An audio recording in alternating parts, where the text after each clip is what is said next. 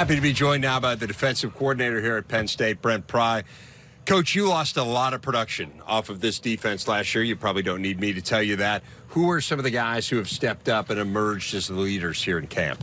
Yeah, it's been an exciting time. Anytime you have a bunch of spots open, which we lost 8 starters off that group, you got a bunch of guys competing for that job. And, we've got a lot of competition at 5 or 6 places.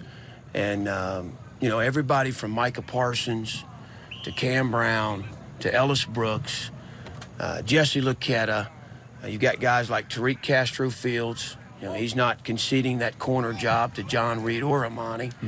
And, of course, up front at the tackle position, you lose 2 really steady guys in Cothran and Cothran. And Windsor and Givens look like the front runners there, but you got really 5 guys competing for those next 3 spots.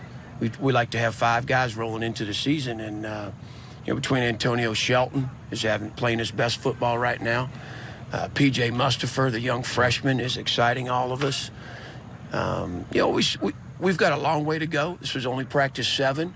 We're still figuring some things out, but there's a bunch of guys out there that got us excited right now. So how will all those changes impact the scheme that you've been using since you've been here? Right now, with the first group, it hasn't slowed us down. We've been a little more careful with the next couple of units and making sure they have a chance to kind of grow from the ground up on this thing. And we're not going to shortchange the fundamentals and playing fast and angles and aiming points and the things that we believe in for the scheme. So for some of those guys, we're just bringing them along a little slower. You lose the guys in the secondary, but you gain a valuable person back in John Reed.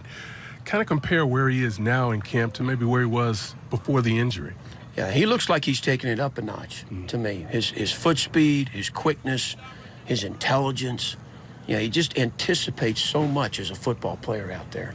And, we've got him a little more involved in some other spots, in some other packages where we can utilize him as a blitzer.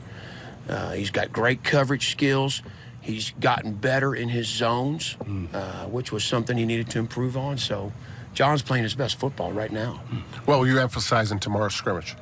Yeah, I tell you what, right now we've got to be really good about aiming points, about contained rush, capturing the quarterback. When you're defending 2 guys like Trace and Tommy and even Sean Clifford, they're going to constantly test the boundaries of that pocket, and we've got to do a better job capturing those guys. We can't let them extend the plays. You mentioned some young guys.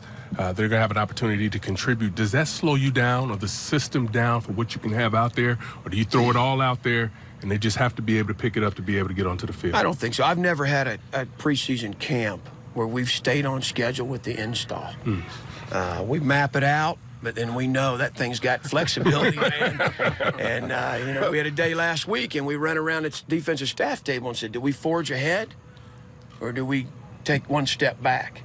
And I don't know, it's in our nature. We forged ahead that day, but I don't know if we will the next time. I don't know if I've ever heard a coach admit to, hey, we have to take a step back as far as install. Every group's different. Yeah. And, I think that's part of being a good coach. You got to evaluate where you're at and make some decisions, Wanted to ask you about another one of the young guys, Micah Parsons. A lot of hype surrounding him. What have you seen from him so far at camp? I tell you, I've been pleasantly surprised with his work ethic. He just is constantly in the film room. He's constantly asking questions. He's a student of the game as a young guy. He wants to be great.